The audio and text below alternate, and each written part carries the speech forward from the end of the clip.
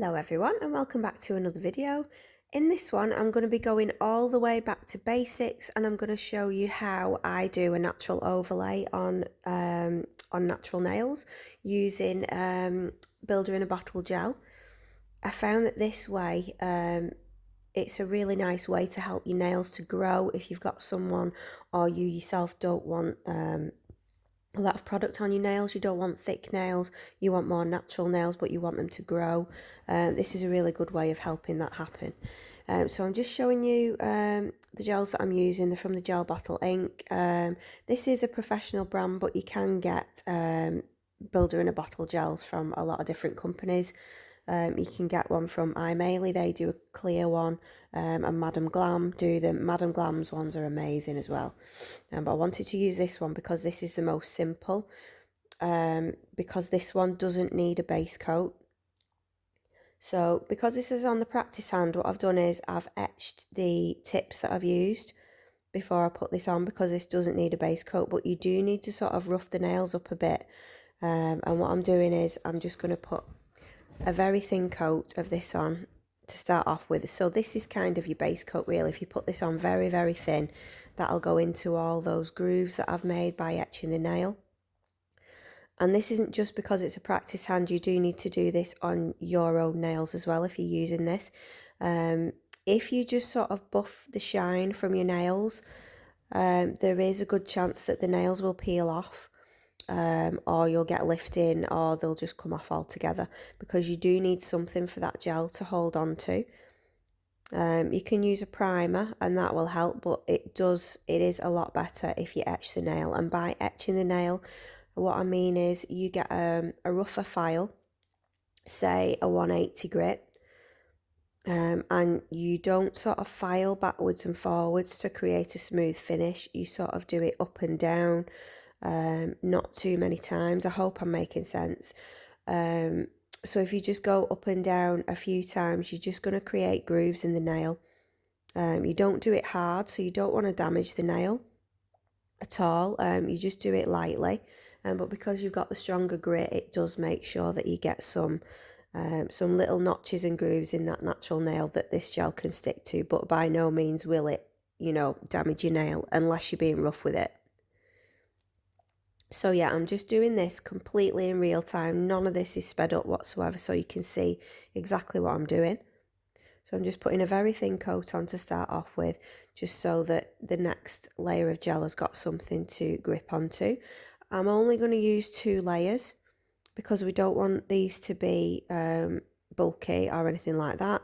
I mean, when you're doing acrylic nails and gel nails with extensions, you do need to make them thicker so that there's strength there, so that they don't snap.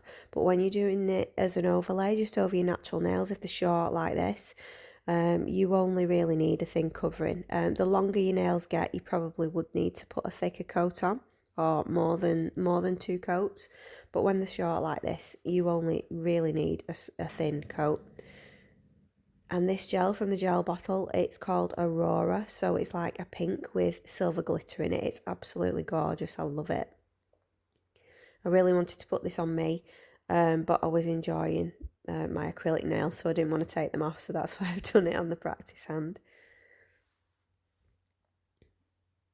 So I'm just going in now with the second coat. It's been cured now. So what I'm doing is on this I'm showing you a couple of different ways. On this first one, this pinky one, I'm just going in with a thicker coat. I'm not putting a slip layer down or anything like that. So I'm just sort of moving the brush backwards and forwards, making sure that I've only got a little bit on the end of the brush, because you don't want it to flood everywhere and drop off the brush. So I'm angling that nail downwards so that it's helping it flow towards the tip. But when it gets toward the tip, I'm only sort of brushing it on very lightly over that and not letting it go any further down, so that it doesn't sort of go off the edge of the nail. And then I missed a little bit at the side, so I'm just going in to fill that bit in.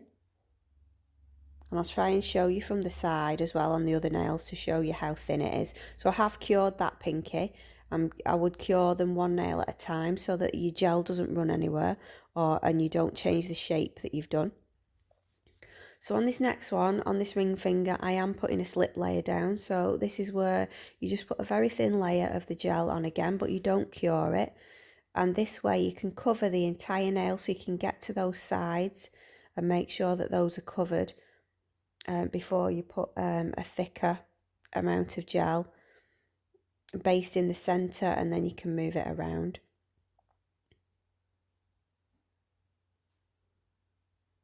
So I'm just making sure that my slip layer is completely covered, and then I'm getting more gel on the brush, but it's only on the end of the brush. There isn't gel all over the sort of the base of the brush, so that that's not going to flow anywhere. So I'm putting the gel down in that sort of apex area, because we want a tiny little bit of an apex, but not much. And I'm just sort of patting that on to the gel so that any that's on the brush is coming off the brush and it's actually going onto the nail. And then I'm just flowing it from side to side, making sure that I've got contact with the gel all the time on the brush, unless I run out like I did and I'm putting a bit more on. And then I'm just feathering that down all the way to the tip of the nail.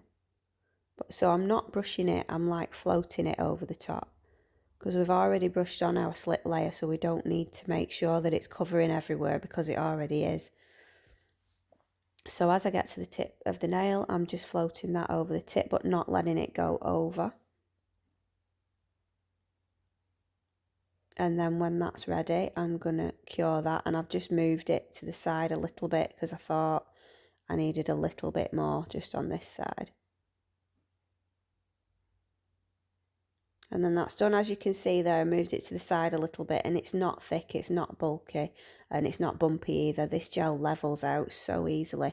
That's why I wanted to do it for this sort of beginners one, because even though this is a professional brand and beginners might not be able to get hold of it, you can get hold of a different gel that will work in the same way.